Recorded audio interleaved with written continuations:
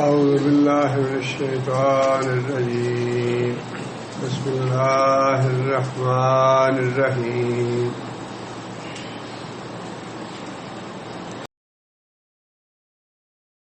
يا أيها الذين آمنوا إذا لقيتم فئة، اے لوگو جو ایمان لائے ہو، جب تمہارا مقابلہ ہو کسی جماعت سے، مراد ہے مشرکوں سے، کافروں سے، فَاثْبُتُوا تو ثابت قدم رہو، وَاذْكُرُوا اللَّهَ كَثِيرًا اللہ کو کثرت سے یاد کرتے رہو، لَعَلَّكُمْ تُفْلِحُونَ تاکہ تم فلاح پا سکو۔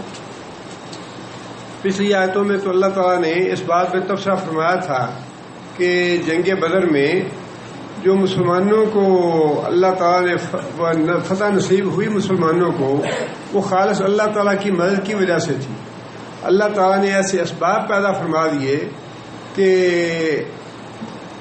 مسلمانوں کو فتح نصیب ہوئی اور کافروں کو شکست ہوئی۔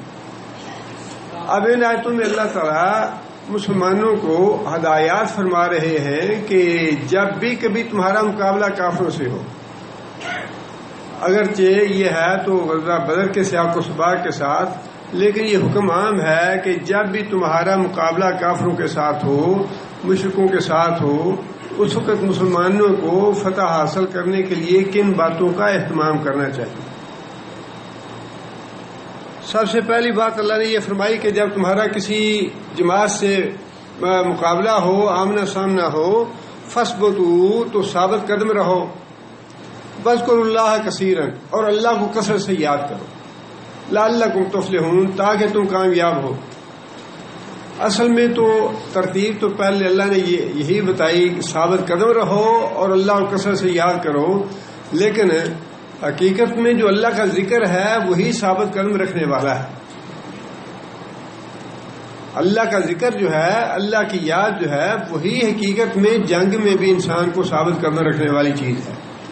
ویسے ذکر کا لفظ جو ہے قرآن مجید میں دو تین معنوں میں استعمال ہوا ہے۔ اللہ تعالیٰ نے نماز کو بھی ذکر فرمایا ہے، اذا نودی للصلاۃ من یوم الجمعۃ فاسعوا الی ذکر اللہ، یہاں پہ ذکر کا لفظ جو ہے نماز کے لیے ہے۔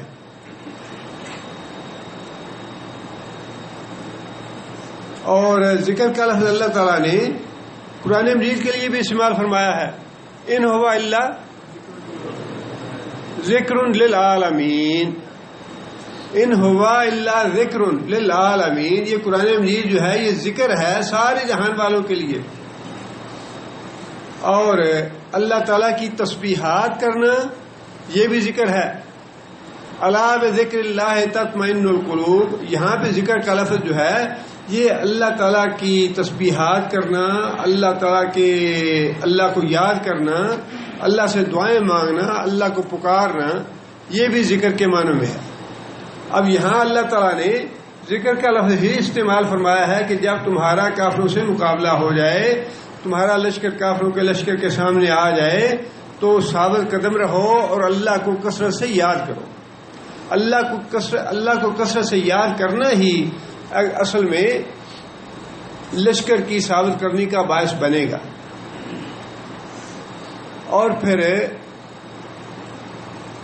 اس دنیا میں نہیں، اللہ کا ذکر جو ہے اس کی بڑی فضیلت ہے تو یہ اس موقع پہ جنگ کے لیے کہ جب جنگ کے لیے جاؤ تو اللہ کا ذکر کرو، لیکن ویسے عام زندگی میں بھی ذکر کے جو فوائد ہیں اور جو فضائل ہیں وہ بہت زیادہ ہے۔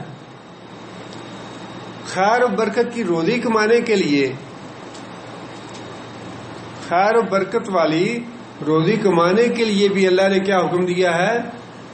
فَإِذَا قُضِيَتِ الصَّلَاةُ فَانتَشِرُوا فِي الْأَرْضِ، آگے وَاذْكُرُوا اللَّهَ كَثِيرًا لَعَلَّكُمْ تُفْلِحُونَ، جب جمعے کی نماز ہو جائے تو تم زمین میں پھیل جاؤ روزی حاصل کرنے کے لیے، اپنا کاروبار کرنے کے لیے اجازت ہے نماز جمعہ کے بعد، لیکن فَاذْكُرُوا اللَّهَ كَثِيرًا اللہ کو کثرت سے یاد کرو، لعلکم تفلحون تاکہ جس کام کے لیے تم نکلے ہو اللہ تمہیں کامیاب کرے اس میں۔ جس کا مطلب یہ ہے کہ یہ اللہ کا ذکر جو ہے یہ صرف دشمن کے مقابلے میں ثابت قدم رکھنے والی چیز ہی نہیں ہے، بلکہ خیر و برکت کی روزی کمانے کے لیے اور روزی کمانے میں بھی کامیابی حاصل کرنے کے لیے، رزق حلال کے لیے اللہ نے حکم دیا ہے فاذکروا اللہ کثیرا، اللہ کو کثرت سے یاد کرتے رہو۔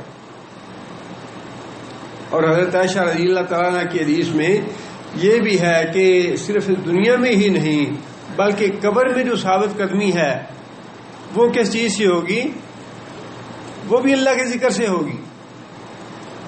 حضرت عائشہ رضی اللہ تعالیٰ عنہ نے نبی صلی اللہ علیہ وسلم سے عرض کی، یا رسول اللہ آپ نے جو منکر نکیر کے حال بتائے ہیں یا فتنہ قبر کے فتنے کے حالات بتائے ہیں کہ یہ دجال کے فتنے سے بھی زیادہ سخت ہوگی آزمائش قبر کی، فتنہ دجال سے بھی زیادہ سخت آزمائش ہے قبر کی۔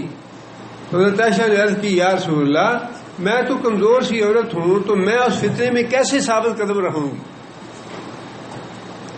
مطلب یہ کہ منکر نکیر جب سوالوں کے جواب مانگیں گے تو میں سوالوں کے جواب کیسے دے پاؤں گی؟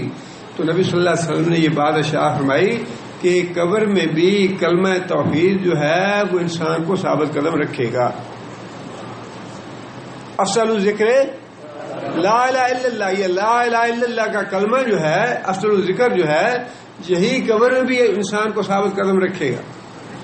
اور مشرکوں کافروں کے مقابلے میں جنگ میں بھی ثابت قدمی کا علاج اللہ نے یہی بتایا ہے کہ کثرت کے ساتھ اللہ کا ذکر کرتے رہنا۔ اللہ تعالیٰ نے جب موسیٰ علیہ السلام کو حکم دیا کہ فرعون کے پاس جاؤ اور جا کے اس کو میرا پیغام دو، اللہ تعالیٰ نے ساتھ حکم یہ دیا وَلَا تَنَيَّا فِي ذِكْرِي، میں تمہیں غلبہ عطا کروں گا فرعون کے مقابلے میں، لیکن اس کے لیے شرط کیا ہے؟ لا تَنَيَّا فِي ذِكْرِي، میری یاد میں کمی نہ کرنا، مسلسل یاد کرتے رہنا، میرے نام کی تسبیحات کرتے رہنا، مجھ سے دعا مانگتے رہنا۔ اور پھر اس کے علاوہ بھی اللہ تعالیٰ نے نبی صلی اللہ علیہ وسلم نے بعض احادیث میں بہت سی فضیلت بتائی ہے ذکر کرنے کی عام زندگی میں بھی۔ نبی صلی اللہ علیہ وسلم نے فرمایا کہ شیطان جو ہے وہ انسان کے دل پہ بیٹھا رہتا ہے، جب انسان اللہ کا ذکر کرتا ہے تو شیطان بھاگ جاتا ہے، جب انسان اللہ کے ذکر سے غافل ہوتا ہے شیطان پھر انسان کے دل پہ آ کے بیٹھ جاتا ہے۔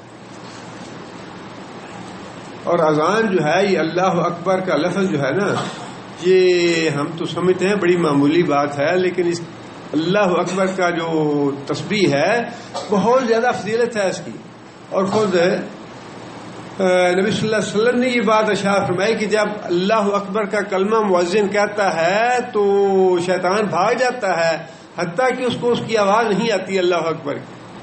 اور اسی طرح یہی معاملہ تکبیر کا ہے، اذان کے بعد جب تکبیر ہوتی ہے تو پھر نبی صلی اللہ علیہ وسلم نے فرمایا کہ تکبیر کے کلمات جب کہنا شروع کرتا ہے مکبر، اس وقت بھی شیطان بھاگ جاتا ہے، حتیٰ کہ اس کو آواز نہیں آتی اس کو۔ اور پھر نبی صلی اللہ علیہ وسلم نے یہ بات ارشاد فرمائی کہ ذکر کرنے والا اس کی مثال ایسی ہے جیسے ایک زندہ آدمی ہے، اور ذکر نہ کرنے والا ایسا ہے جیسے مردہ آدمی ہے۔ یہاں زندگی سے مراد ہے سانس لینے والی زندگی، یا مردے سے مراد سانس کا ختم ہو جانا، وہ مراد نہیں ہے، بلکہ زندگی سے مراد وہ زندگی ہے جو سعادت والی، خوش نصیبی والی، تقوی والی، نیکی والی، پرہیزگاری والی زندگی، سکھ والی، چین والی، سکون والی زندگی۔ فرمایا جو بندہ اللہ کا ذکر کرتا رہتا ہے حقیقت میں وہی سعادت کی زندگی بسر کرتا ہے دنیا میں، سکھ کی، چین کی، سکون کی، امن کی زندگی وہی انسان گزارتا ہے جو اللہ کا ذکر کرتا رہتا ہے۔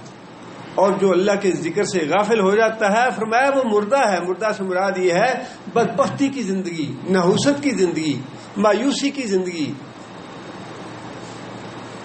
برائی کی زندگی۔ اور پھر نبی صلی اللہ علیہ وسلم نے سے پوچھا یا رسول اللہ سب سے افضل عمل کون سا ہے؟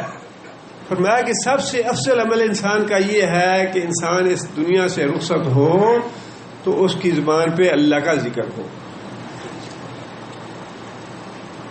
مرتے وقت انسان کی زبان پہ اللہ کا ذکر ہو. اور یہ مرتے وقت جو بھی کلمات انسان کی زبان پہ آتے ہیں نا وہ اچانک نہیں آتے. مرتے وقت جو کلمات انسان کی زبان پہ آتے ہیں وہ اچانک نہیں آتے، بلکہ ساری زندگی انسان نے جو کچھ بھی سوچا ہوتا ہے، جو باتیں کہی ہوتی ہیں، جن چیزوں میں انسان نے وقت بسر کیا ہوتا ہے، مرتے وقت انسان کی زبان پہ وہی باتیں آتی ہیں. اگر ساری زندگی انسان ڈالروں کی فکر میں، روپوں کی فکر میں، ریالوں کی فکر میں بسر کرتا رہا اور کار اور کوٹھی کی فکر رہی، کارخانے کی فکر رہی، فلیٹ اور پلاٹ کی فکر رہی، مرتے وقت بھی انسان وہی پوچھے گا کہ بیٹا میرے کاروبار کا کیا حال ہے، پلاٹ کدھر ہے، فلیٹ کدھر ہے، اس کا کیا بنا، وہ بینک بیلنس کیا ہے. مرتے وقت بھی انسان کو یہ فکر نہیں چھوڑے گی. الہاکم التکاثر حتی زرتم المقابر. قبر میں جانے تک یہ فکر جو ہے تمہارے پیچھے ہی رہے گی. ہاں فرمایا کہ وہ آدمی جو اپنی عملی زندگی میں، دنیا کی زندگی میں مسلسل اللہ کا ذکر کرتا رہا، ذکر کا اہتمام کیا، مسنون اذکار نماز کے بعد بھی پڑھتا رہا، صبح و شام کے اذکار بھی پڑھتا رہا، اور سب سے بڑا ذکر جو قرآن مجید ہے. اب یہ مثالیں تو بہت سی ہیں. اب بھی جیسے کہ میں نے پہلے ہی بتایا تھا، امام حرمین کا پروگرام تھا کسی جگہ پہ، ہر ہفتے میں قرآن مجید ختم کرتے ہیں، ہر ہفتے میں. اور 2 ہفتے میں ختم کرنے والے تو اللہ کے فضل سے کئی لوگ ہیں. جتنا بھی زیادہ آپ قرآن مجید کے اور قراء جو ہیں ماشاءاللہ ان کے لیے تو بڑا ہی آسان معاملہ ہوتا ہے قرآن مجید کی تلاوت کرتے رہنا. جتنا زیادہ قرآن مجید کا ذکر کریں گے، قرآن مجید کی تلاوت کریں گے، اتنا ہی زیادہ انسان کی دنیا کی زندگی سہل اور آسان ہو جاتی ہے. اور پھر مرتے وقت وہی کلمات جو ہیں وہ انسان کی زبان پہ آ جاتے ہیں.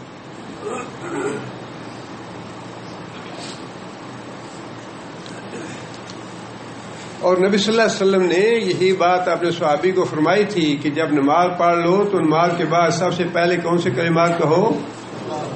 استغفر اللہ، استغفر اللہ. اور اس کے بعد رب اعینی علی ذکر کا و شکر کا و حسن عبادت کا. فرمایا کہ یہ کلمے کہنا نہ بھولنا. اللہم اعینی علی ذکر کا، یا اللہ مجھے اپنا ذکر کرنے کی توفیق عطا فرما، مدد فرما میری، کہ میں تیرا ذکر کرتا رہوں، تیرا شکر کرتا رہوں.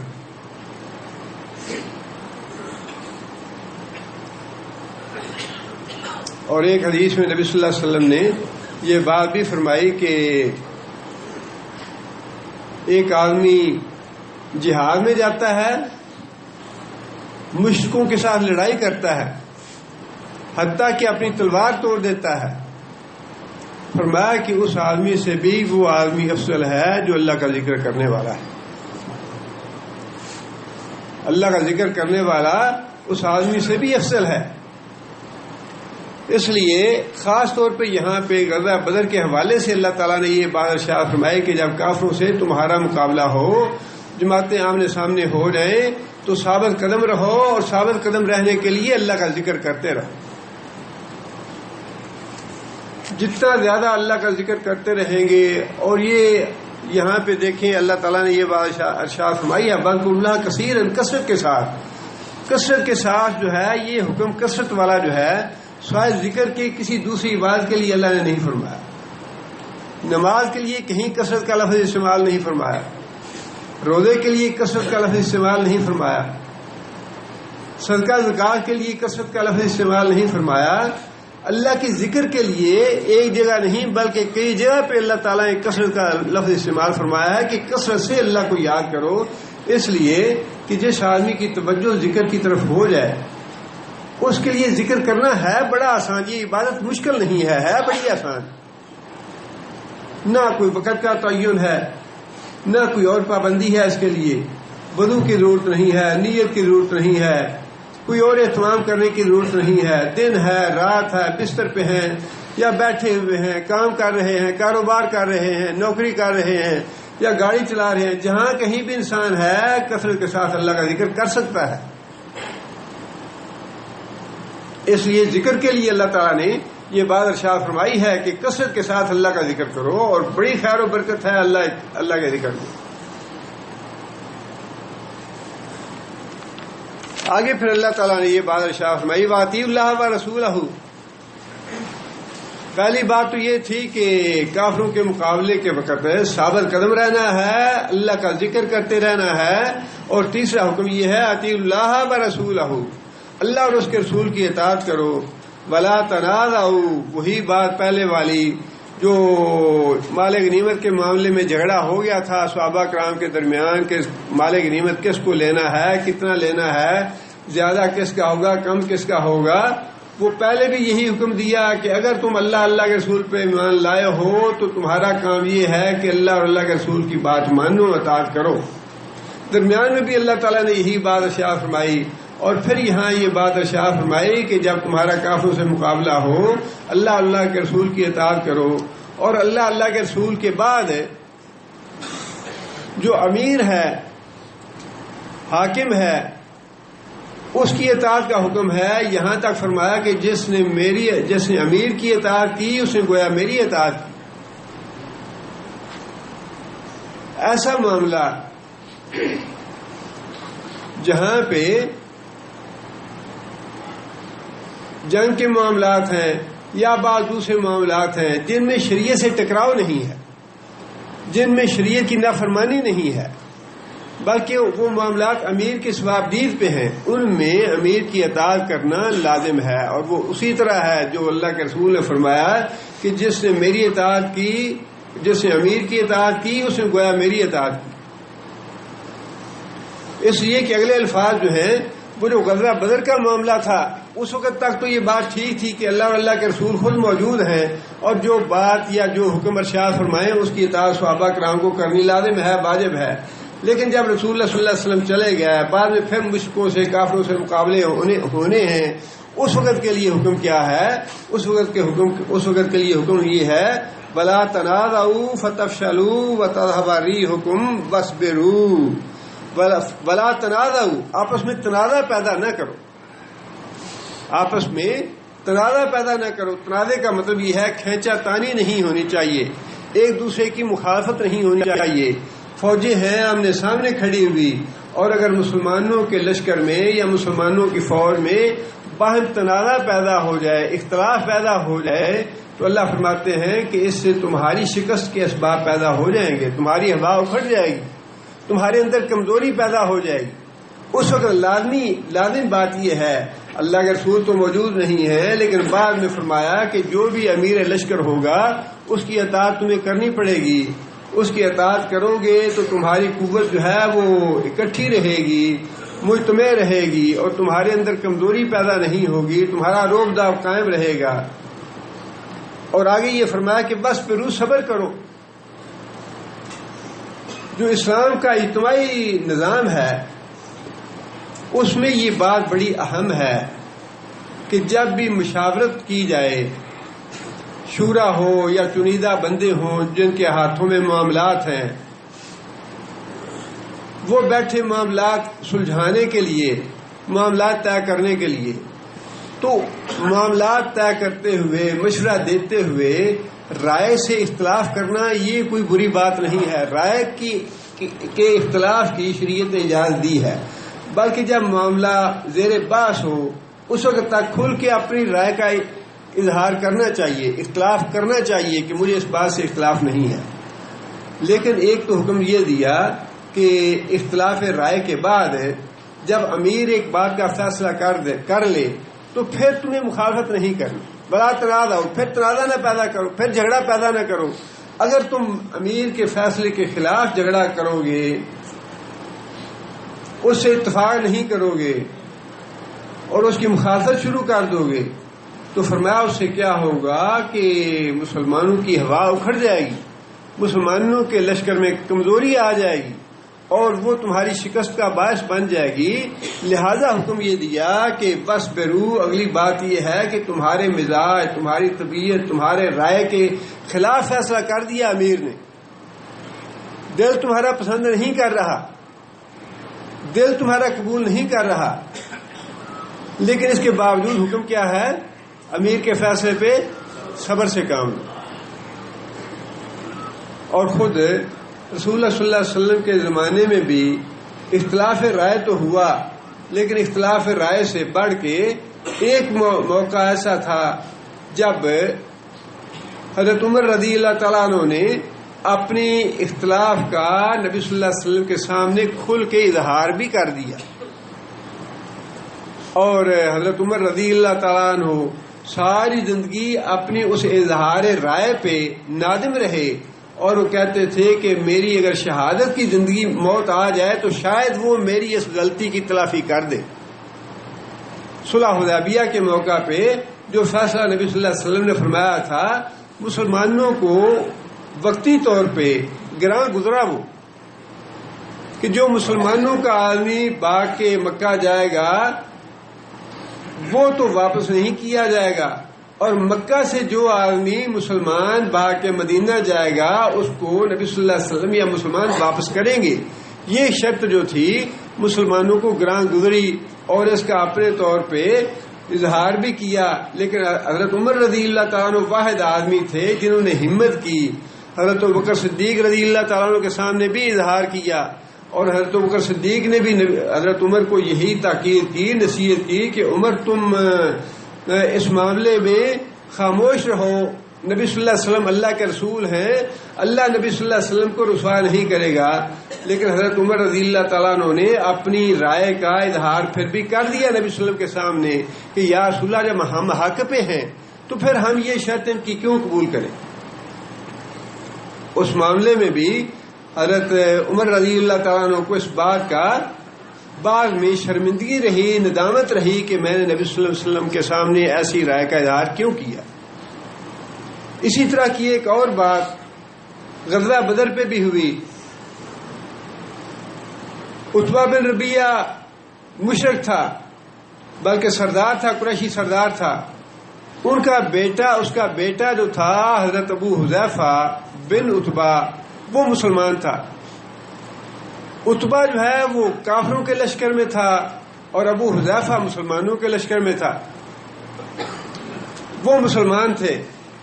نبی صلی اللہ علیہ وسلم نے یہ بات ارشاد فرمائی کہ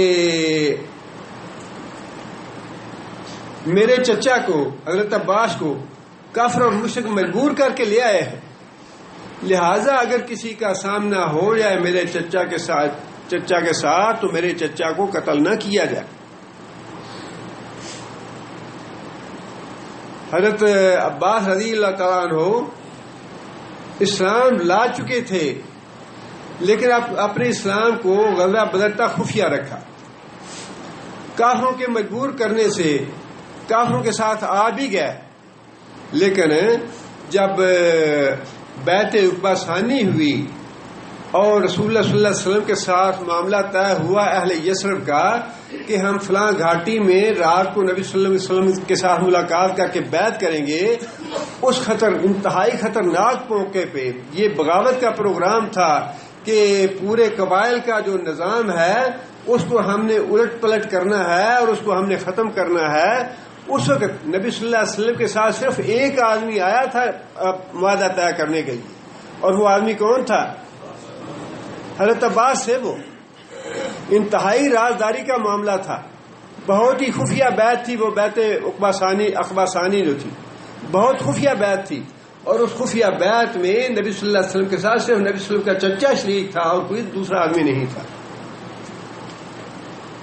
اس لیے چونکہ وہ مسلمان ہو چکے تھے اور ویسے بھی نبی صلی اللہ علیہ وسلم کو احترام تھا ان کے اس تعاون کا اور نبی صلی اللہ علیہ وسلم کی جو مدد کی انہوں نے، اس لیے نبی صلی اللہ علیہ وسلم نے فرمایا کہ جنگ میں جس کا مقابلہ یا آمنا سامنا میرے چچا سے ہو جائے، میرے چچا کو قتل نہ کیا جائے. حضرت ابو حذیفہ جن کا باپ ادھر تھا کافروں کے لشکر میں، ان کی زبان سے یہ بات نکل گئی کہ ہمارے سامنے تو جو بھی آئے گا ہم اس کو معاف نہیں کریں گے، ہم چھوڑیں گے نہیں، خواہ وہ نبی صلی اللہ علیہ وسلم کا چچا ہی کیوں نہ ہو. ہمارے اپنے آئے تو ان کو قتل کریں اور نبی صلی اللہ علیہ وسلم کے چچا کو چھوڑ دیں. بات زبان سے نکل گئی، لیکن اس کے بعد فوراً احساس ہو گیا کہ میری زبان سے یہ بات غلط نکلی ہے. وہ بھی پھر یہی کہا کرتے تھے کہ اگر اللہ تعالیٰ مجھے شہادت کی موت دے دے تو میں سمجھتا ہوں کہ شاید میرے اس گناہ کی یا میری اس غلطی کی تلافی ہو جائے.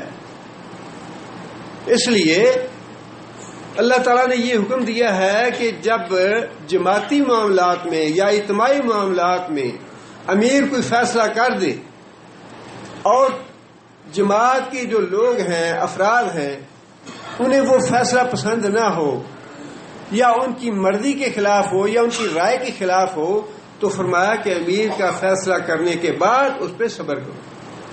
صبر نہیں کرو گے تو پھر بگاڑ پیدا ہوگا، اختلاف پیدا ہوگا، اختلاف رائے ہو جائے گی، اور پھر اس کے بعد اپنے اپنے گروپ بننے شروع ہو جائیں گے.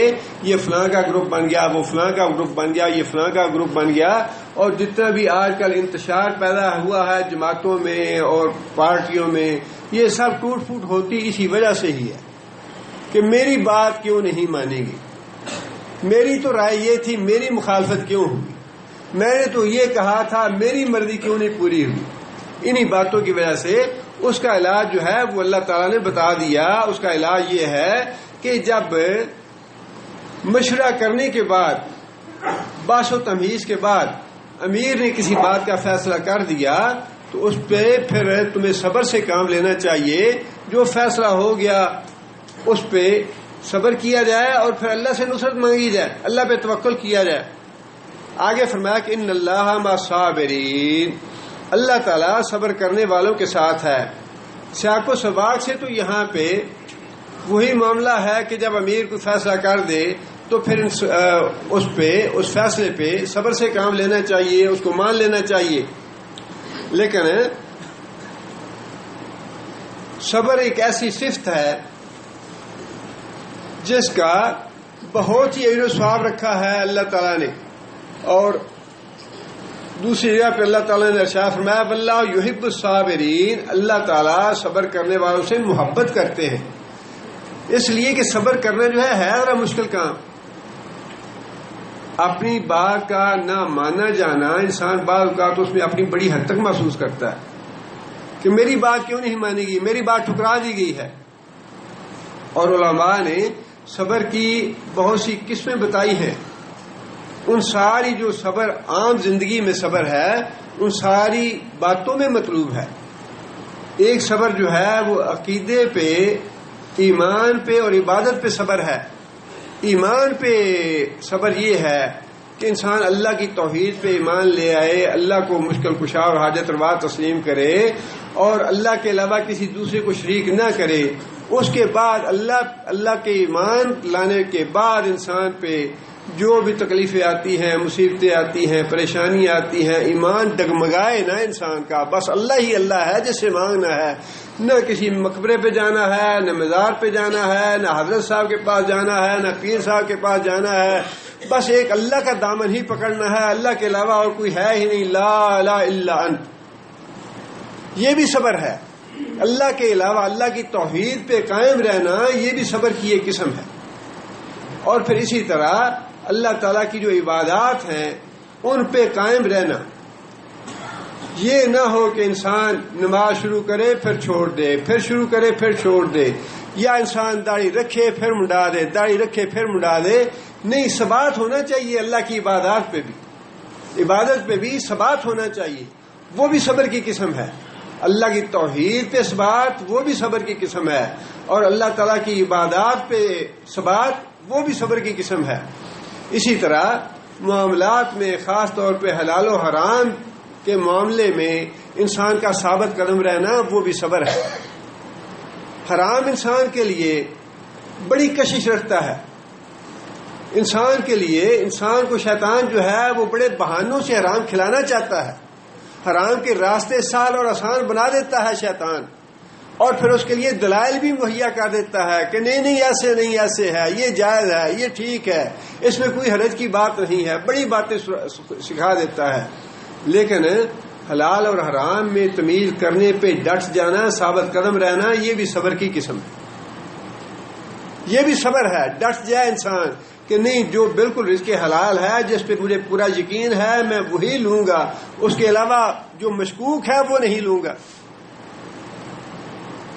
اور پھر اسی طرح مصائب و آلام جو آ جائیں، دکھ اور تکلیف پہنچے، اس پہ انسان جزا فضا نہ کرے، اللہ کا گلہ شکوہ نہ کرے، اللہ کی بے ادبی اور گستاخی والی کوئی بات نہ کہے، تو وہ بھی صبر ہے۔ نبی صلی اللہ علیہ وسلم نے فرمایا کہ جب انسان کا بچہ فوت ہو جاتا ہے تو اللہ تعالیٰ پوچھتے ہیں کہ فرشتوں سے کہ تم نے اس کے بندے، میرے بندے کا جگر گوشہ چھین لیا تو اس نے کیا کہا؟ میرے بندے کا جگر گوشہ چھین لیا تو اس نے کیا کہا؟ تو فرشتے کہتے ہیں یا اللہ، اس نے انا للہ و انا الیہ راجعون پڑھا اور الحمدللہ کہا، اللہ کا شکر ادا کیا۔ ہم عموماً یہ سمجھتے ہیں کہ جب اللہ کی نعمتیں ملے تب ہی شکر ادا کرنا چاہیے، لیکن نبی صلی اللہ علیہ وسلم کے اسوہ مبارک سے یہ بات ثابت ہے کہ نبی صلی اللہ علیہ وسلم کو جب تکلیف اور دکھ اور رنج پہنچا اس وقت بھی نبی صلی اللہ علیہ وسلم نے اللہ کی حمد و ثنا فرمائی۔ غزوہ احد میں نبی صلی اللہ علیہ وسلم کو جتنا صدمہ پہنچا، خاص طور پہ حضرت حمزہ رضی اللہ تعالیٰ عنہ کی لاش کو دیکھ کے جتنا نبی صلی اللہ علیہ وسلم کو صدمہ ہوا، دکھ پہنچا، صحابہ کہتے ہیں کہ ہم نے نبی صلی اللہ علیہ وسلم کو اس طرح کے آنسو بہاتے کبھی نہیں دیکھا جس طرح کے آنسو نبی صلی اللہ علیہ وسلم نے اپنے چچا کی لاش دیکھ کے بہائے، جن کا کلاجہ چبایا گیا۔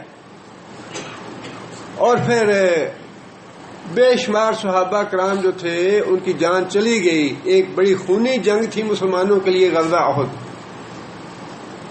جب شام کے وقت جانے کا واپس جانے کا وقت آیا، تدفین وغیرہ مکمل ہو گئی، واپس جانے لگے صحابہ کرام کے ساتھ، اور نبی صلی اللہ علیہ وسلم نے یہ بات ارشاد فرمائی کہ ذرا ٹھہر جاؤ، میں تھوڑی اللہ کی حمد و ثنا تو کر لوں۔ نقصان ہوا بہت زیادہ، مالی بھی جانی بھی، بڑا دکھ پہنچا، بہت رنج پہنچا، لیکن اس کے باوجود نبی صلی اللہ علیہ وسلم نے فرمایا کہ میں یہاں سے جانے سے پہلے اللہ کی حمد و ثنا تو کر لوں۔ باقاعدہ کھڑے ہو گیا نبی صلی اللہ علیہ وسلم، ہاتھ بلند کیے اور اللہ تعالیٰ کی حمد و ثنا کی۔ اللہ فرماتے ہیں کہ تم نے میرے بندے کا جگر گوشہ چھین لیا تو اس نے الحمدللہ کہا، فرمایا کہ اس کے لیے جنت میں ایک گھر بنا دو اور اس کا نام رکھو بیت الحمد۔ یہ ہے صلہ، اللہ کی طرف سے جو کوئی مصیبت آ جائے، پریشانی آ جائے، دکھ آ جائے، رنج آ جائے، اس پہ صبر کرنے کے نتیجے میں اللہ تعالیٰ اس پہ راضی ہوتے ہیں، خوش ہوتے ہیں اس کے لیے۔ اس لیے فرمایا کہ ان اللہ مع الصابرین، صبر جو ہے یہ ایسی صفت ہے کہ اللہ تعالیٰ اس سے بہت خوش ہوتے ہیں، محبت کرتے ہیں صبر کرنے والوں سے۔ ایک دوسری حدیث میں نبی صلی اللہ علیہ وسلم نے یہ بات ارشاد فرمائی کہ جتنی بھی اللہ تعالیٰ صفات انسان کو دیتا ہے، جتنی بھی خوبیاں انسان کو اللہ تعالیٰ دیتے ہیں، ان میں سے سب سے بہتر خوبی جو ہے وہ صبر کی خوبی ہے۔ جتنی خوبیاں انسان کو عطا کی جاتی ہیں ان ساری خوبیوں میں سے بہتر خوبی وہ صبر کی ہے، اور فرمایا کہ یہ صبر کرنا جو ہے یہ بہت ساری خوبیوں کا مجموعہ ہے۔ صبر کرنا بہت ساری خوبیوں کا مجموعہ ہے، اخلاق بھی اسی قسم ہے، نرمی بھی اسی کسی کی قسم ہے، محبت کرنا، ہمدردی کرنا، کسی کے لیے اثار کرنا، کسی کے لیے قربانی کرنا، یہ ساری صفات جو ہیں یہ صبر ہی کی شاخیں ہیں، مختلف قسمیں ہیں۔ اس لیے فرمایا کہ اللہ تعالیٰ صبر کرنے والوں کے ساتھ ہے، اللہ تعالیٰ صبر کرنے والوں سے محبت کرتے ہیں۔ اور اجتماعی زندگی میں، جماعتی زندگی میں بھی حکم یہی دیا کہ اگر تمہاری رائے کے خلاف کوئی بات طے ہو جائے اور امیر فیصلہ کر دے تو پھر اس سے اختلاف نہ کرو، اس سے لڑائی جھگڑا نہ کرو، بلکہ صبر سے کام لو۔ وَلَا تَكُونُوا كَالَّذِينَ خَرَجُوا مِن دِيَارِهِمْ بَطَرًا وَرِئَاءَ النَّاسِ۔ اب تین حکم تو یہ دے دیے، ثابت قدم رہنے کا، اللہ کا ذکر کرنے کا، اللہ اور اللہ کے رسول کی اطاعت کرنے کا، اور صبر کرنے کا، چار حکم یہ دے دیے۔ اب آگے جو کافروں والی باتیں تھیں، جس طریقے سے وہ مکہ سے نکلے تھے جنگ بدر لڑنے کے لیے، اللہ تعالیٰ نے اس کی مذمت بھی فرما دی اور مذمت فرمانے کے ساتھ ساتھ مسلمانوں کو روک دیا کہ تمہارا حال وہ نہیں ہونا چاہیے، تمہارا معاملہ کافروں سے مختلف ہونا چاہیے۔ فرمایا کہ وَلَا تَكُونُوا كَالَّذِينَ، اور نہ ہو جاؤ ان لوگوں کی مانند۔ کن لوگوں کی مانند؟ مراد کون ہے؟ کافر اور مشرک مکہ کے، جو بدر سے نکلتے ہوئے باقاعدہ شراب کے مٹکے لے کے نکلے تھے اور ساتھ ناچنے گانے والی لونڈیاں لے کے نکلے تھے، اور اس جاتے ہوئے بھی جہاں کہیں ٹھہرتے گانا بجانا کرتے، شراب پیتے۔ ابو سفیان نے اپنا قاصد بھیج دیا کہ قافلہ تو بس نکلا، اب جنگ کی ضرورت نہیں ہے، واپس چلے جاؤ۔ ابو سفیان جو ہے وہ کمانڈر تھا اپنے افواج کا، سپہ سالار تھا، اور اس کی بات جو تھی معمولی بات نہیں تھی، اسے منع کر دیا تھا جنگ کرنے سے۔ اس نے کہہ دیا تھا کہ اب واپس چلے جاؤ، جس مقصد کے لیے میں نے تمہیں بلایا تھا وہ مقصد پورا ہو گیا، ہمارا لشکر بچ کے نکل گیا ہے قافلہ۔ لیکن ابو جہل جو ہے اس کی ضد اور اکڑ اور تکبر جو ہے وہ مانے ہوا، کہنے لگا کہ اللہ کی قسم ہم ایسے واپس نہیں جائیں گے، ہم تو پورے عالم عرب پہ اپنا روب داب جما کے جائیں گے اور پورے عالم عرب کو دکھائیں گے کہ ہم نے مسلمانوں کو نیچا دکھا دیا ہے۔ بدر میں جا کے باقاعدہ فتح کا جشن منائیں گے اور وہاں پہ گانے والیاں گانے گائیں گی، ہم لوگ شرابیں پیئیں گے، اور وہاں 3 دن ہمارا قیام ہوگا، اس کے بعد ہم آئیں گے اور مسلمانوں کو بھی جتلا دیں گے کہ آئندہ سے سر اونچا کر کے نہ چلنا۔ اس اکڑ کے ساتھ نکلا تھا۔ اللہ تعالیٰ نے نہ صرف اس طرز عمل کی مذمت فرمائی بلکہ فرما دیا کہ مسلمانوں کو ایسا طرز عمل اختیار نہیں کرنا چاہیے، ایسا کبھی نہ کرنا کہ تمہیں اپنی تعداد پہ یا اپنے اسلحے پہ فخر اور تکبر آ جائے۔ ان کو تکبر آیا تھا اپنی تعداد پہ، اپنی کثرت پہ، اپنے اسلحے پہ، کہ ہم مسلمانوں کو نیچا دکھا کے چھوڑیں گے، مسلمانوں کو شکست دے کے آئیں گے، یہ تکبر تھا۔ اور جس طرح باقی احکام جو ہے، صبر والا بھی، اللہ کے ذکر والا بھی، سیاق و سباق کے حوالے سے بھی، اور اس کے علاوہ بھی اسی طرح یہ جو تکبر ہے، یہاں تو اللہ تعالیٰ نے غزوہ بدر کے حوالے سے مسلمانوں کو منع کیا کہ تم ایسا نہ کرنا کہ کبھی تمہیں تمہاری تعداد پہ تکبر آ جائے یا تمہارے اسلحے پہ تکبر آ جائے۔ اللہ پہ توکل کرتے رہنا اور عاجزی اختیار کرنا۔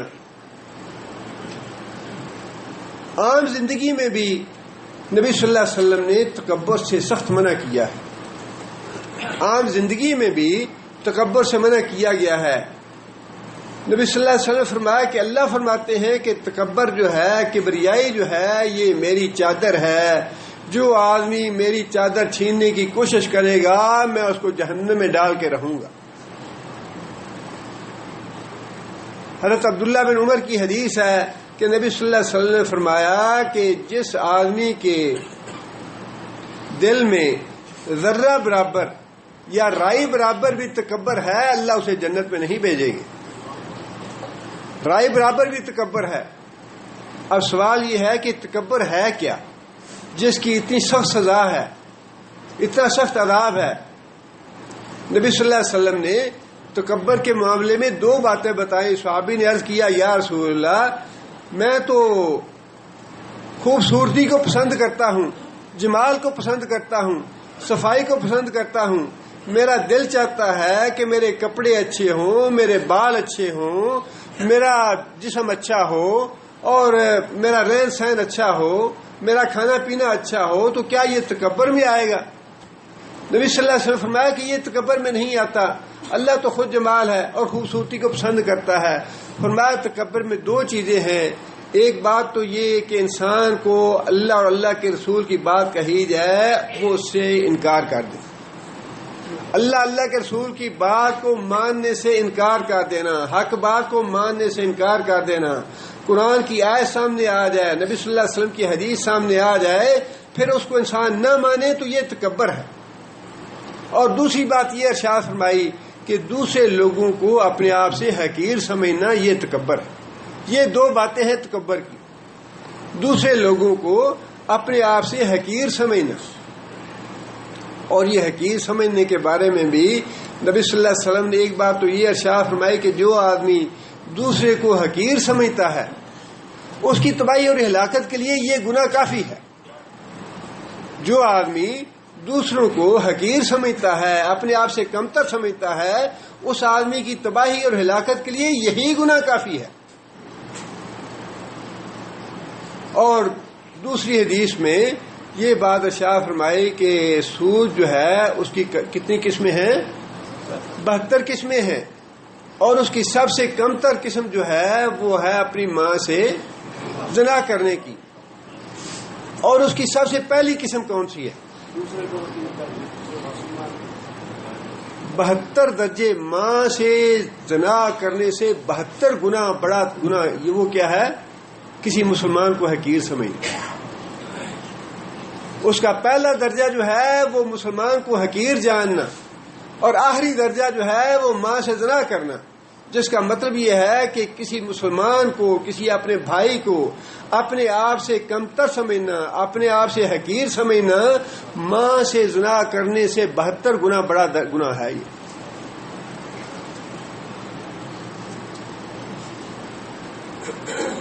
یہ ہے تکبر، جس سے اللہ تعالیٰ نے مسلمانوں کو منع کیا گیا. جنگ کے وقت بھی منع کیا اور عام زندگی میں بھی منع کیا کہ عام زندگی میں بھی تکبر نہ کیا جائے. آگے فرمایا کہ بریا الناس، اور ان لوگوں کی طرح نہ ہو جانا جو لوگوں کو دکھاوے کے لیے نکلے اپنے گھروں سے. وہ اپنے پورے عالم عرب کو دکھانا چاہتے تھے کہ ہمارا کتنا ٹھاٹ باٹ ہے، ہمارا کتنا روب داب ہے، اور ہماری کتنی آن بان ہے، ہماری کتنی شان و شوکت ہے. مسلمانوں کو دبا لیا ہم نے، ہم مسلمانوں پہ غالب آ گئے ہیں، مسلمانوں کو کچا چبا جائیں گے، چھوڑیں گے نہیں، ان کو شکست دے کے آئیں گے. یہ تکبر بھی تھا اور ریا بھی تھا، دونوں باتیں اس میں شامل تھیں. اللہ تعالیٰ نے مسلمانوں کو منع فرما دیا تم نہ تکبر اختیار کرنا، نہ کبھی ریا اختیار کرنا.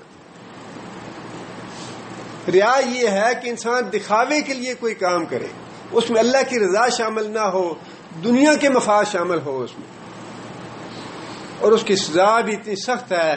نبی صلی اللہ علیہ وسلم نے فرمایا کہ سب سے پہلے جن لوگوں کا محاسبہ کیا جائے گا یا جن کا حساب لیا جائے گا ان میں قاری ہوگا، عالم ہوگا، شہید ہوگا، سخی ہوگا.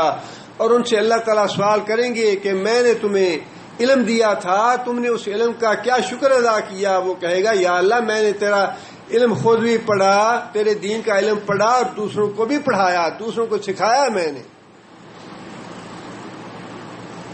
اللہ فرمائیں گے کہ تو نے میری رضا کے لیے علم نہیں پڑھایا تھا بلکہ دنیا کو دکھانے کے لیے کہ بہت بڑے عالم ہیں، یہ بہت بڑا مولوی صاحب ہے، ہر طرح کے مسئلے جانتا ہے. یہ فرمایا کہ لوگوں کو دکھانے کے لیے تم نے کیا تھا، لہذا آج میرے پاس تمہارے لیے کوئی جزا نہیں ہے. فرشتوں کو حکم ہوگا کہ اس کو پکڑ کے جہنم میں ڈال دیا جائے. دوسری حدیث میں یہ بات ہے، اور یہی معاملہ باقی لوگوں کا بھی ہوگا. صحیح کا معاملہ بھی ایسے ہی ہوگا، شہید کا معاملہ بھی ایسے ہی ہوگا، قاری کا معاملہ بھی ایسے ہی ہوگا.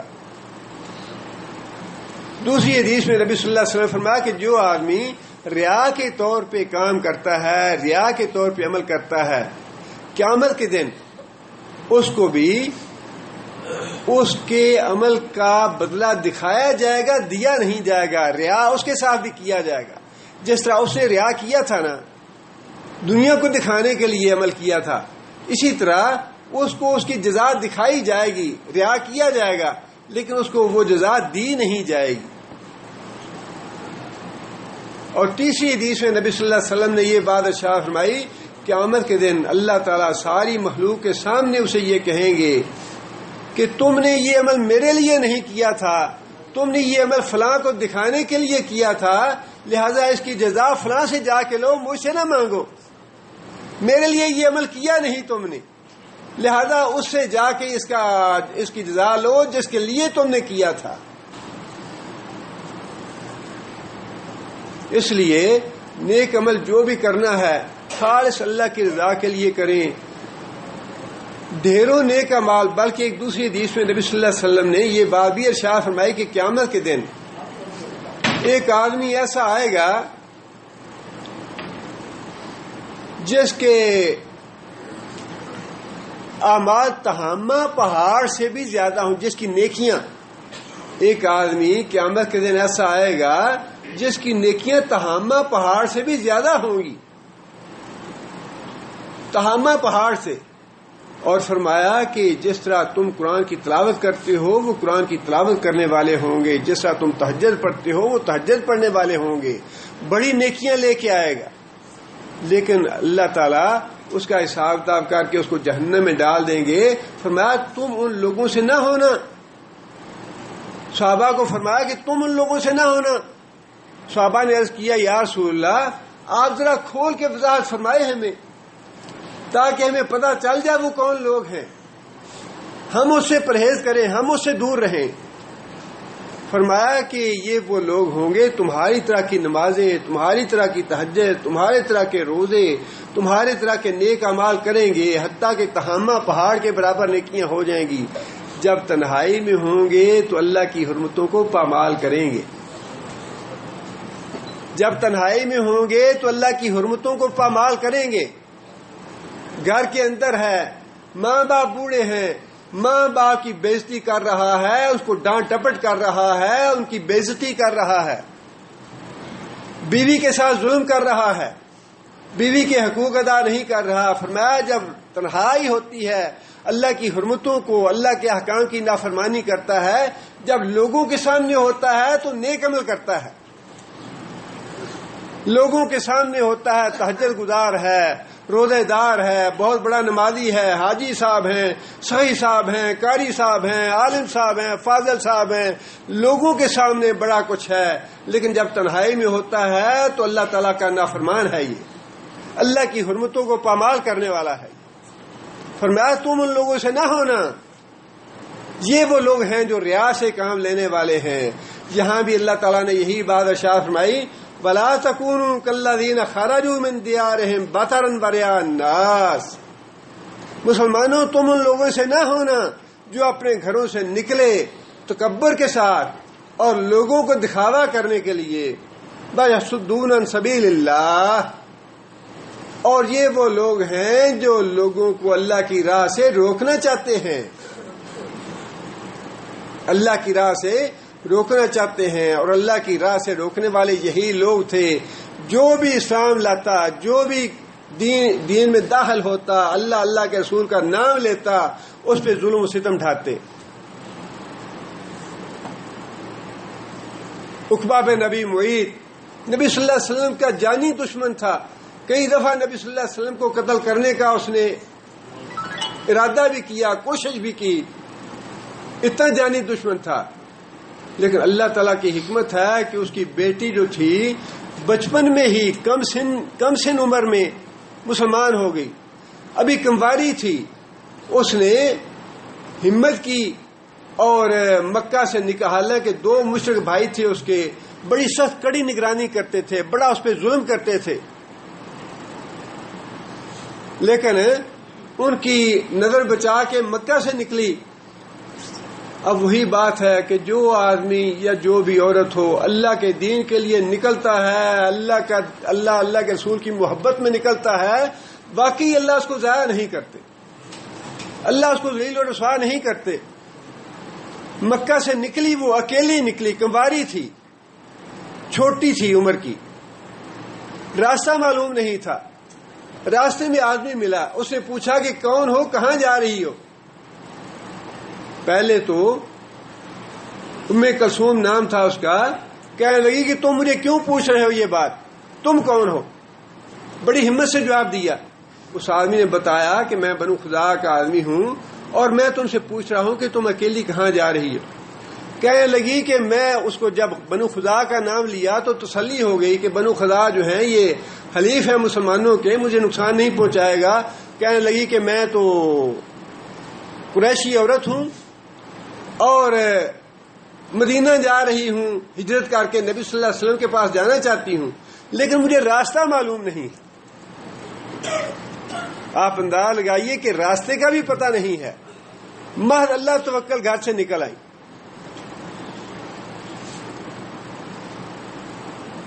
اس آدمی نے اس زمانے میں، ویسے اللہ تعالیٰ نے جو عربوں میں دین نازل کیا، بڑی اس میں حکمت تھی، حالانکہ وہ آدمی تھا کافر اور مشرک، لیکن اس کے باوجود مکہ سے مدینہ کا راستہ دیکھیے، کوئی ایسی بات نہیں ہے کہ 1 کلومیٹر کا فارغ، اچھا بھی میں تمہیں چھوڑ آتا ہوں۔ آج تو ہر آدمی اتنا مصروف ہے، راستہ بتانا مشکل ہے۔ کوئی آدمی راستہ بھولا ہو وہ تلاش کرتا رہتا ہے کوئی آدمی ملے جو مجھے راستہ بتا دے۔ آج تو لوگوں کو راستہ بتانے کی فرصت نہیں ہے۔ کیسے لوگ تھے وہ آدمی کہنے لگا کہ تم جا رہی ہو مکہ سے مدینہ، تمہیں راستہ معلوم نہیں ہے، تم اکیلی عورت ہو، کیسے جاؤ گی؟ کہنے لگا تم ٹھہرو، میں اپنا اونٹ لے کے آتا ہوں، میں تمہیں مدینہ چھوڑ کے آتا ہوں۔ وہ آدمی اپنا اونٹ لے کے آیا۔ ام کلثوم کہتی ہیں کہ اللہ اس نیک آدمی کو نیک جزا عطا کرے، اس نے میرے ساتھ اتنا اچھا سلوک کیا کہ سارے راستے میرے ساتھ کوئی بات تک نہیں۔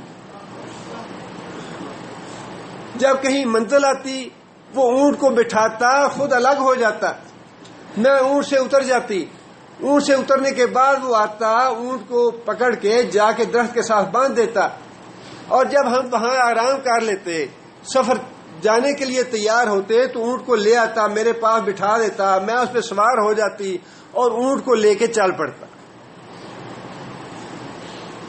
اور اسی طرح وہ مدینے لے کے آ گیا مجھے، اللہ تعالیٰ نے مدینے پہنچا دیا۔ جب وہ مدینہ پہنچی تو اتفاق سے حضرت ام سلمہ کے گھر پہنچی۔ حضرت ام سلمہ رضی اللہ تعالیٰ عنہا نے پوچھا کہ بی بی کون ہو تم؟ نقاب پہنا ہوا تھا، نقاب اتارا۔ آج تو ہم یہ جھگڑا کرتے ہیں نا جی حجاب ہے یا نہیں ہے۔ آج تو ہماری مصیبتیں یا مشکلیں جو ہے نا وہ ایک نہیں ہے، بہت ہے۔ ہم دل سے مومن نہیں ہیں، دل سے منافق ہیں، عملی طور پہ منافق ہیں۔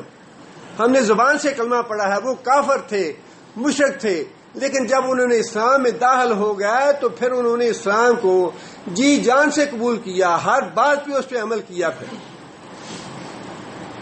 اپنا نقاب اتارا اور اپنا تعارف کرایا کہ میں قریشی خاتون ہوں، عقبہ بن معیط کی بیٹی ہوں۔ حضرت ام سلمہ نے گلے لگا لیا، اور نبی صلی اللہ علیہ وسلم جب آئے تو نبی صلی اللہ علیہ وسلم سے ام کلثوم نے یہ باتیں کہیں جو میں آپ کو بتانا چاہ رہا ہوں، یصدون عن سبیل اللہ، کس طرح وہ اللہ کا راستہ روکتے تھے۔ ام کلثوم کہنے لگی کہ یا رسول اللہ، میں فرار ہو کے آئی ہوں اپنے گھر سے، بھاگ کے آئی ہوں اپنے گھر سے، اور 2 بھائی ظالم میرے اوپر مسلط تھے۔ یا رسول اللہ، میرے اوپر اتنا ظلم کیا، انہوں نے میرے اوپر اتنا ظلم کیا کہ اب میں مزید ظلم برداشت نہیں کر سکتی۔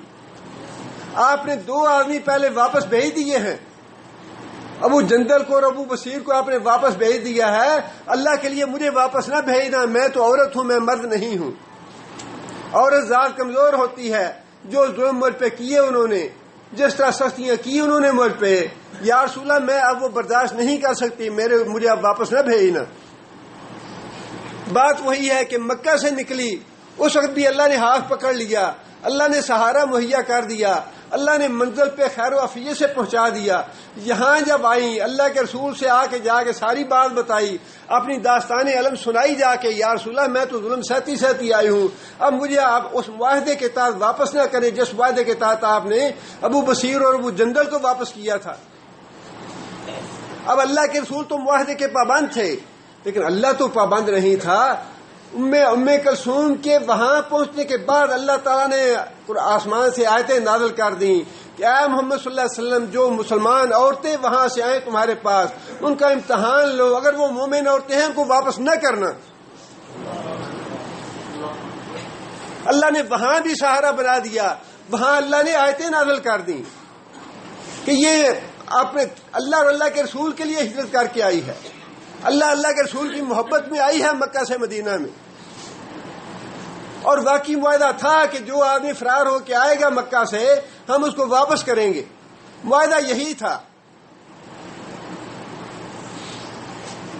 لیکن جس خلوص کے ساتھ وہ نکلی، جس ظلم ستم کو سہتی ہوئی وہ نکلی، کمواری تھی، اس کے باوجود یہاں وہ ہجرت کر کے آئی، اللہ تعالیٰ نے آیتیں نازل کر دی اس کے لیے کہ اے محمد صلی اللہ علیہ وسلم عورتوں کے بارے میں اس معاہدے میں کوئی بات نہیں ہے، لہذا جو عورت آئے اگر وہ واقعی مومن ہے تو عورت کو واپس نہیں کرنا۔ اگلے دن ہی بھائی پیچھے آ گئے، ولید اور عمارہ، ولید بن عقبہ اور عمارہ بن عقبہ دونوں آ گئے نبی صلی اللہ علیہ وسلم کے پاس، یا رسول اللہ ہماری بہن بھاگ کے آ گئی آپ کے پاس اور معاہدہ ہے کہ ہماری بہن کو واپس کریں آپ۔ اللہ تعالی نبی صلی اللہ علیہ وسلم نے فرمایا کہ اللہ نے کل ہی آیتیں نازل کر دی ہیں کہ وہ تو واپس نہیں، اللہ نے کل ہی آیت نازل کر دی ہے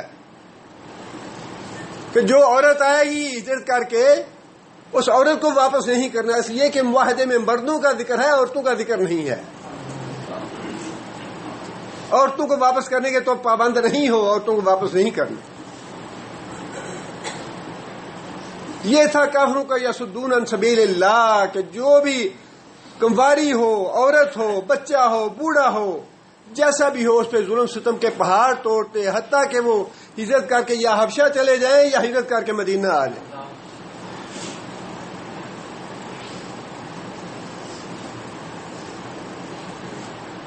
آگے اللہ فرماتے ہیں واللہ بما یعملون محیط، جو کچھ بھی تم عمل کرتے ہو اللہ تعالیٰ اس سے پوری طرح واقف ہے۔ آگے پھر جنگ بدر کا ہی ایک واقعہ اللہ تعالیٰ نے بیان فرمایا ہے۔ اللہ فرماتے ہیں وَإِذْ زَيَّنَ لَهُمُ الشَّيْطَانُ أَعْمَالَهُمْ وَقَالَ لَا غَالِبَ لَكُمُ الْيَوْمَ مِنَ النَّاسِ وَإِنِّي جَارٌ لَكُمْ وَإِذْ زَيَّنَ لَهُمُ الشَّيْطَانُ، اور جب شیطان نے ان کے لیے اعمالہم، ان کے اعمال خوشنما بنا دیے۔ کن کے اعمال؟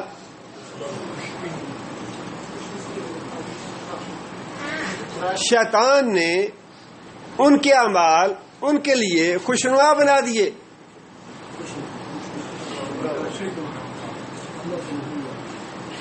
کافروں اور مشرکوں کے اعمال ان کے لیے خوشنما بنا دیے۔ نیتیں کیا تھیں؟ نیتیں یہ تھیں کہ ہم وہاں جائیں گے، جشن منائیں گے فتح کا، اور ابو جہل نے اپنے سپاہیوں کو یہ کہہ رکھا تھا کہ محمد اور اس کے ساتھیوں کو قتل نہیں کرنا، رسیوں سے باندھنا ہے۔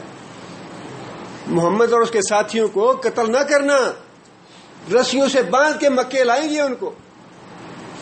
آپ اندازہ کریں کہ نیتیں کیسی تھیں، کیسے ارادے تھے ان کے۔ اور یہ بات بالکل سچی تھی کہ اگر عام حالات کے تحت ایسے دو لشکروں کا مقابلہ ہو جائے تو 1000 کا لشکر جو ہے وہ 313 کو تو کچے کو کھا جائے گا، ایک آدمی کو بھی بچنے کا محال تھا بچنا اس کا۔ اور انہوں نے جو ایسے پلان بنا رکھے تھے وہ ایسے ہی نہیں بنا رکھے تھے، انہیں پکا یقین تھا کہ مسلمانوں کو شکست دے کے آنی ہے، ایک بندہ ان کا سلامت واپس نہیں جانے دینا۔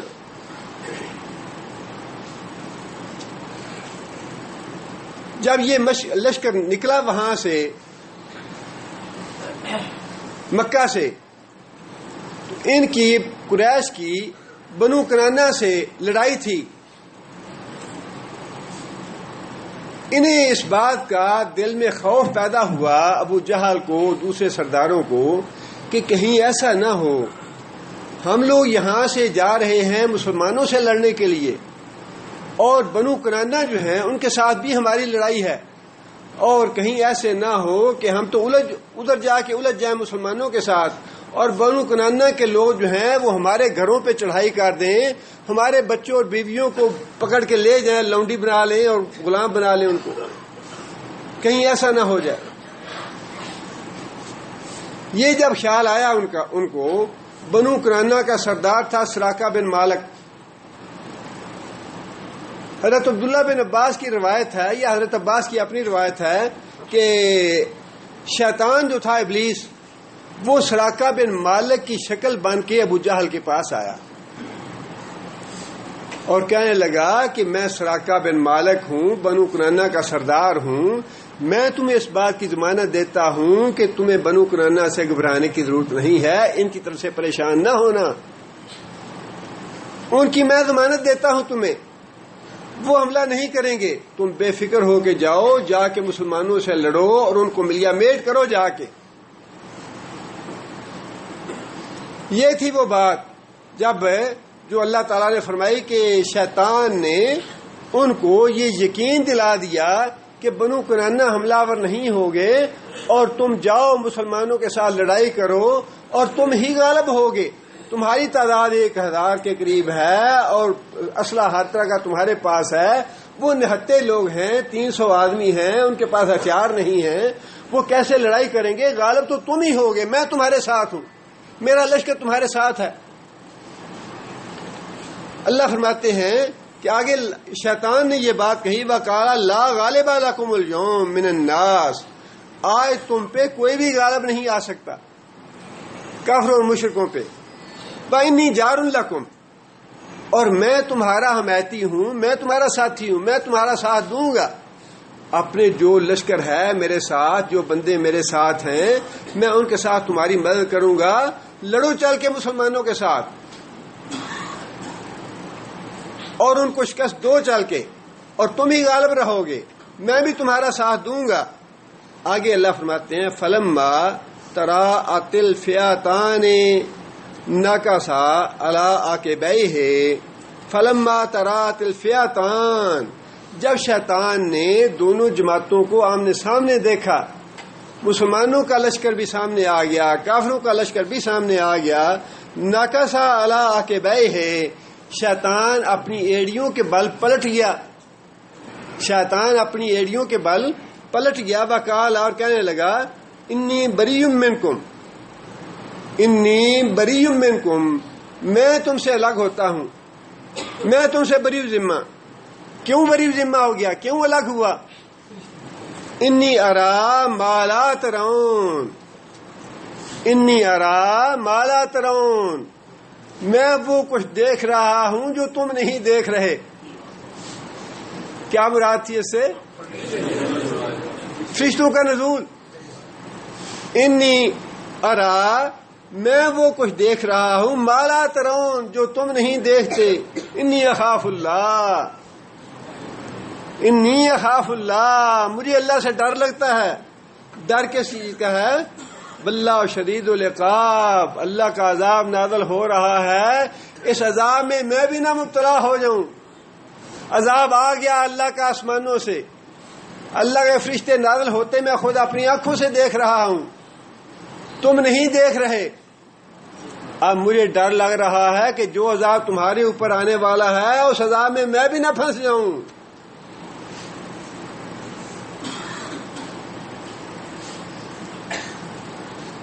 یہ سراقہ بن مالک جو ہے, جب یہ لشکر واپس چلا گیا شکست کھا کے, تو وہاں مکے میں ایک آدمی کو سراقہ بن مالک ملا.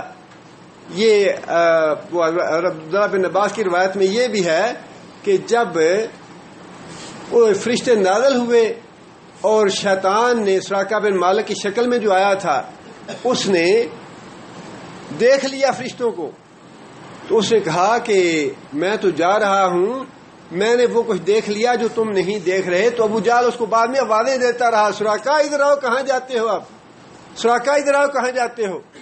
اور جب سراقہ واپس نہیں آیا تو ابو جہل جو تھا اس نے اپنے لوگوں کے حوصلہ بڑھانے کے لیے یہ بات کہی کہ مجھے لگتا ہے یہ سراقہ بن مالک محمد سے ملا ہوا ہے. پروپیگنڈا کرنا تھا, اپنے لوگوں کا حوصلہ بڑھانا تھا کہ مجھے لگتا ہے کہ یہ سراقہ جو ہے یہ تو محمد سے ملا ہوا ہے.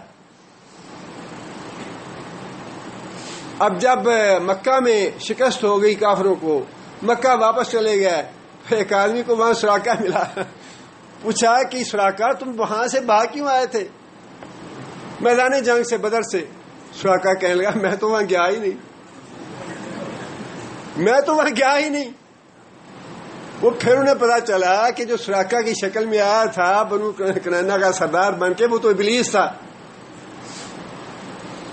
اللہ نے فرمایا کہ ابلیس جو ہے اسے دھوکہ دیا انہیں. اور اس سے پہلے ہم پڑھ چکے ہیں شیطان کے جو ہے نا, اس نے تو اللہ کے سامنے یہ عہد کر رکھا ہے کہ میں یا اللہ دائیں سے بھی بائیں سے بھی آگے سے پیچھے سے ہر طرح سے آ کے ان کو گمراہ کروں گا، ہر طرح سے آ کے ان کو بہلاؤں پھسلاؤں گا اور راستے سے ہٹاؤں گا۔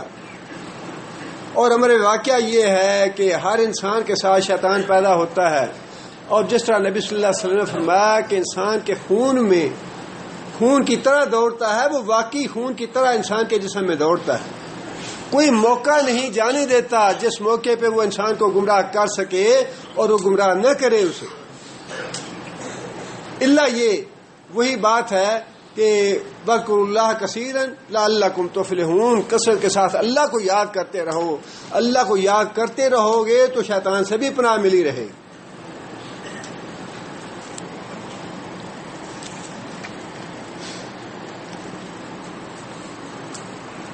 آگے پھر اللہ فرماتے ہیں کہ اللہ تعالیٰ نے منافقوں کا ذکر فرمایا ہے۔ جو مدینہ میں منافق تھے، جب یہ لشکر نکلا وہاں سے اور صورتحال جنگ کی بن گئی اور پتہ چل گیا کہ ادھر تو 1000 کا لشکر ہے، ادھر 300 کا لشکر ہے، تو جو منافق تھے انہوں نے یہ بات کہی، اذ یقول المنافقون والذین فی قلوبہم مرض غر ہؤلاء دینہم، منافقوں نے یہ بات کہی اور ان لوگوں نے جن کے دلوں میں بیماری تھی نفاق کی۔ جہاں کہیں قرآن مجید میں فی قلوبہم مرض کا لفظ آتا ہے، وہاں اسے مراد یہی نفاق کی بیماری ہے۔ جن کے دلوں میں نفاق کی بیماری تھی، بظاہر تو وہ مسلمان تھے، کلمہ پڑھنے والے تھے، نمازیں پڑھنے والے تھے، لیکن عملاً کفار کی حمایت کرنے والے، کفار کا خیال رکھنے والے، کفار کے مفادات کو دفاع کرنے والے تھے۔ انہوں نے جب یہ سنا، جب انہیں پتہ چلا کہ کفار کا 1000 کا لشکر، ان کا 300 کا لشکر، تو انہوں نے کہا کہ یہ جو مسلمان ہیں یہ تو معاذ اللہ پاگل اور دیوانے ہیں، انہیں اتنی بھی سمجھ نہیں کہ 1000 کا مقابلہ 300 کا 300 آدمی نہیں کر سکتا، یہ کیسے مقابلہ کریں گے ان کا؟ اللہ کے رسول محمد صلی اللہ علیہ وسلم کی باتوں نے ان کو پاگل بنا دیا ہے۔ محمد صلی اللہ علیہ وسلم کی باتوں نے اور محمد صلی اللہ علیہ وسلم پہ ایمان لانے نے ان لوگوں کو پاگل اور دیوانہ بنا دیا ہے، ان کی عقل ٹھکانے نہیں رہی، یہ اتنا بھی سوچنے کے قابل نہیں رہے کہ 1000 کا مقابلہ 300 آدمی کیسے کریں گے۔ تانا دیا منافقوں نے مسلمانوں کو اس بات کا، غر ہؤلاء دینہم، ان لوگوں کے دین نے ان کو دھوکے میں ڈال رکھا ہے۔ کن لوگوں کے دین نے؟ مسلمانوں کے دین نے، مسلمانوں کے دین نے ان کو دھوکے میں ڈال رکھا ہے کہ ہم 1000 پہ غالب آ جائیں گے، ذرا یہ لڑ کے تو دیکھیے ان کے ساتھ، انہیں پتہ چل جائے گا کیسے لڑا جاتا ہے۔ یہ دین کے معاملے میں دھوکے میں پڑے ہوئے ہیں۔ منافق جو تھے مسلمانوں کو بیوقوف اور احمق سمجھتے تھے۔ وَإِذَا قِيلَ لَهُمْ آمِنُوا كَمَا آمَنَ النَّاسُ قَالُوا أَنُؤْمِنُ كَمَا آمَنَ السُّفَهَاءُ، اللہ فرماتے ہیں کہ جب ان منافقوں سے کہا جاتا ہے ایمان ویسا لاؤ جیسا ایمان مسلمان لائے ہیں، جیسا ایمان صحابہ کرام کا ہے ویسا ایمان لاؤ، جواب میں کہتے ہیں انؤمن کما آمن السفہاء، کیا ہم اس طرح ایمان لائیں جیسا بیوقوف لوگ ایمان لائے ہیں؟ ان کے نزدیک یہ بیوقوفی تھی، اس طرح ٹکر لینا ان کے نزدیک یہ بیوقوفی تھی۔ لیکن یہ ایمان کا معاملہ بھی عجیب ہوتا ہے۔ حضرت افرا بن عبید رضی اللہ عنہا، اب وہ بیٹے 7 بیٹے ان کے ماشاءاللہ بالغ 7 بیٹے، غزوہ بدر پہ شوہر فوت ہو چکا ہے، 7 نوجوان بیٹے اپنی زندگی کا سہارا، اور بھی گھر تھے مسلمانوں کے، باپ بیٹے میں یہ تکرار ہوئی، اصرار ہوا، اچھا بیٹا میں جانا چاہتا ہوں غزوے میں، بیٹا کہہ رہا ہے نہیں ابا جی میں جانا چاہتا ہوں، آپ گھر پہ رہیں، گھر کے معاملات آپ دیکھیں۔ بیٹا کہتا ہے نہیں جی میں جانا چاہتا ہوں، باپ کہتا ہے نہیں میں جانا چاہتا ہوں۔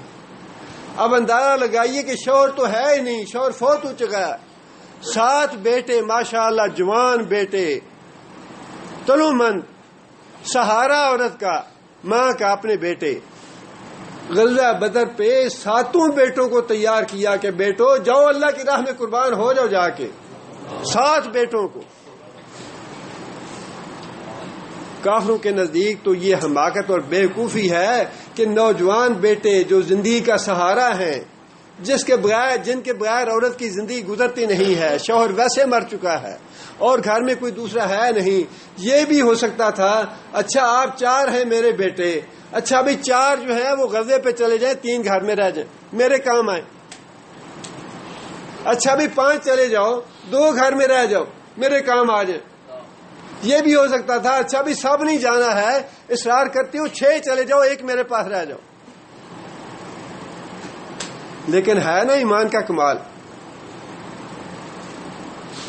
ایمان کا کمال ہے کہ بیٹا مجھے تمہاری ضرورت نہیں، اللہ کے رسول کو تمہاری ضرورت ہے، جاؤ اللہ کی راہ میں جائے قربان ہو جاؤ، ایک بیٹا بھی نہیں لیا مجھے گھر میں، سارے کے سارے جاؤ۔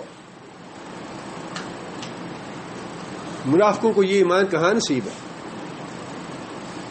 منافقوں کو یہ ایمان کہاں نصیب ہے کہ سارے کا سارا کچھ اللہ کی راہ میں قربان کر دیا جائے؟ ان کے نزدیک تو یہی تھا کہ ان لوگوں کو ان کے ایمان نے دھوکے میں ڈال رکھا ہے کہ 313 غالب آ جائیں گے، یہ بھی کبھی ہوا ہے؟ ان کا خیال تو یہی تھا کہ آج یہ جائیں گے تو کل کو ان میں سے کوئی بھی ایک واپس نہیں آئے گا۔ اس لیے اللہ نے فرمایا کہ تانا دیا منافقوں نے مسلمانوں کو، غر ہؤلاء دینہم، کہ ان لوگوں کے دین نے انہیں دھوکے میں ڈال رکھا ہے۔ اللہ تعالیٰ نے اس کا جواب یہ دیا وَمَن يَتَوَکَّلْ عَلَى اللَّهِ فَإِنَّ اللَّهَ عَزِیزٌ حَکِیمٌ۔ بات توکل اور ایمان کی ہے۔ وَمَن يَتَوَکَّلْ عَلَى اللَّهِ، جو بھی اللہ پہ توکل کرے گا فَإِنَّ اللَّهَ عَزِیزٌ حَکِیمٌ، اللہ غالب ہے، حکمت والا ہے۔ اللہ کے لیے نصرت کرنا، اللہ کے لیے مدد کرنا، اللہ کے لیے غالب کرنا، یہ کوئی مشکل کام نہیں ہے۔ اور اللہ تعالیٰ نے 313 کو اس طرح غالب کر کے دکھا دیا، اس طرح غالب کر کے دکھا دیا کہ قیامت تک یہ کافر غلبہ بھول نہیں سکتے۔ ابو لہب جو ہے وہ پاگل ہو گیا جب اسے جنگ بدر میں شکست کا سنا تھا، پاگل ہو گیا وہ، 7 دنوں کے اندر اندر موت واقع ہو گئی ہے اس کی۔ یہ واقعی خبر جو تھی کافروں کے لیے بھی غیر متوقع تھی، لیکن مسلمانوں نے تو اللہ پہ توکل کیا، اللہ کے رسول نے دعائیں مانگی اللہ تعالیٰ سے، یا اللہ اگر یہ بندے غالب نہیں ہوں گے، یا اللہ یہ بندے اگر چلے گئے تو قیامت تک تیرا نام لینے والا بھی کوئی باقی نہیں رہے۔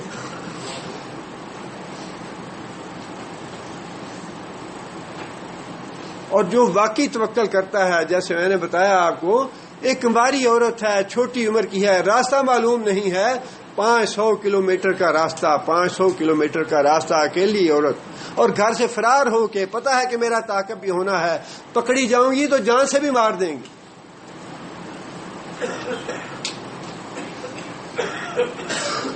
لیکن جب اللہ پہ توکل کیا تو اللہ نے ضائع نہیں کیا، اللہ نے سہارے بنا دیے، اللہ نے منزل تک پہنچا دیا، اور صرف منزل تک نہیں پہنچایا، اللہ تعالیٰ نے اس کی حفاظت کے لیے آسمانوں سے آیتیں نازل کر دی۔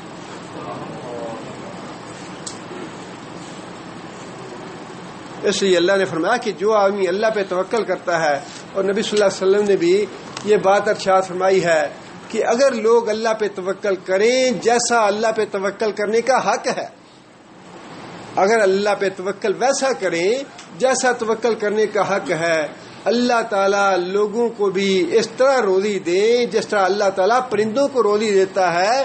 گھر سے نکلتے ہیں بھوکے اور منزل کا پتہ نہیں، کھانے کا پتہ نہیں، روزی کا پتہ نہیں کہاں سے ملنی ہے، لیکن شام کو گھر آتے ہیں تو پیٹ بھر کے واپس آتے ہیں۔ فرمایا کہ جو بھی اللہ پہ توکل کرتا ہے، ان اللہ عزیز حکیم، اللہ غالب ہے، حکمت والا ہے، اللہ تعالیٰ اس کے توکل پہ پورے اترتے ہیں۔ اللہ تعالیٰ سے دعا ہے کہ اللہ تعالیٰ ہمیں نیک عمل کرنے کی توفیق عطا فرمائے۔